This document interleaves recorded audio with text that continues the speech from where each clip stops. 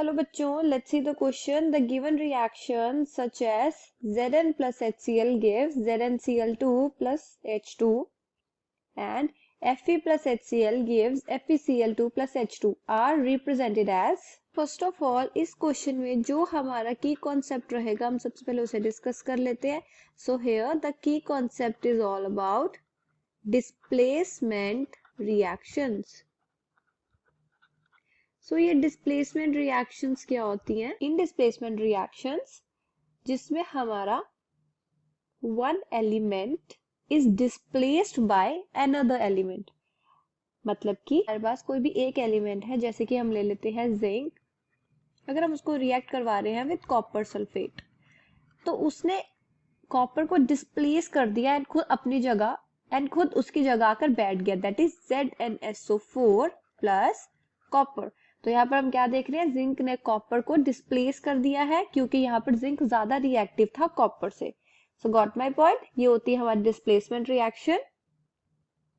तो जैसे कि हमें क्वेश्चन में रिएक्शन दी गई है, the first one is zinc plus HCl, right.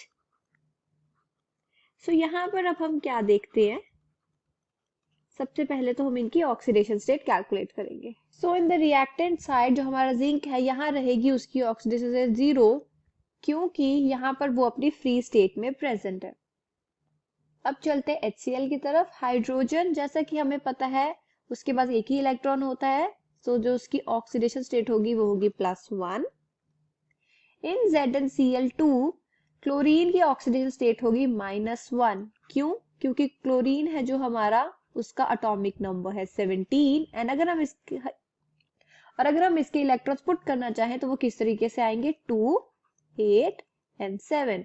तो वो कितने इलेक्ट्रॉन गेन कर सकता है ताकि उसका ऑक्टेट कंप्लीट हो? That is 1. और अगर हम यहाँ पर जिंक की ऑक्सीडेशन स्टेट कैलकुलेट करें तो वो आएगी यहाँ पर +2. H2 अपनी एलिमेंटल फॉर्म में प्रेजेंट है तो उसकी ऑक्सीडेशन स्टेट होगी 0.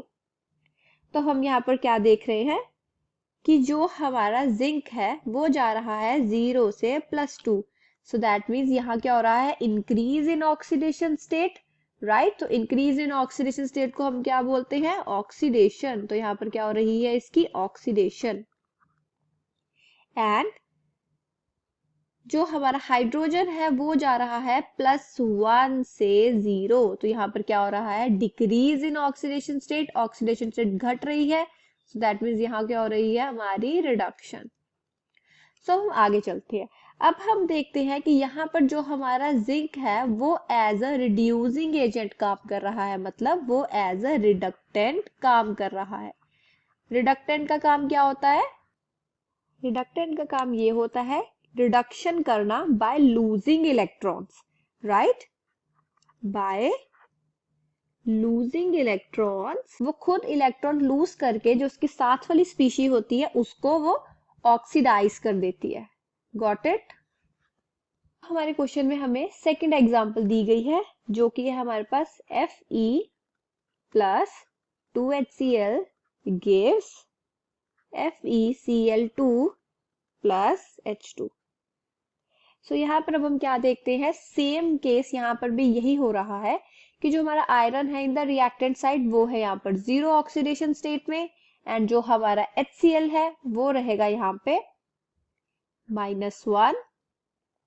एंड इन FeCl2 यहाँ पर जो हमारा क्लोरीन है वो है -1 में एंड जो हमारा Fe है वो है +2 में. बिल्कुल सेम केस वही है जो हमारा पीछे था, राइट. सो यहाँ पर भी हम क्या देखेंगे? यहाँ पर भी जो आयरन है वो जा रहा है 0 से +2. सो यहाँ पर भी क्या हो रही है? उसकी ऑक्सीडेशन, राइट. एंड जो हमारा हाइड्रोजन है इन द प्रोडक्ट साइड वो यहाँ पर क्योंकि है 0 ऑक्सीडेशन स्टेट में and in the reactant side वो है यहाँ पर +1. तो वो भी जा रहा है +1 से 0. सो दैट मीन्स यहाँ क्या हो रही है? उसकी रिडक्शन. तो अब हम यहाँ पर क्या देख रहे हैं कि जो Fe है वो भी यहाँ पर एज अ रिडक्टेंट काम कर रहा है, मतलब एज अ रिड्यूसिंग एजेंट काम कर रहा है, जो इलेक्ट्रॉन डोनेट करता है, जो इलेक्ट्रॉन लूज करता है, राइट. तो अब हम क्या देखेंगे?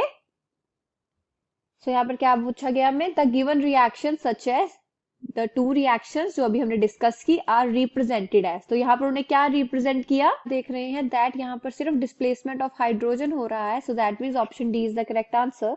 I hope you understood the problem well. All the best.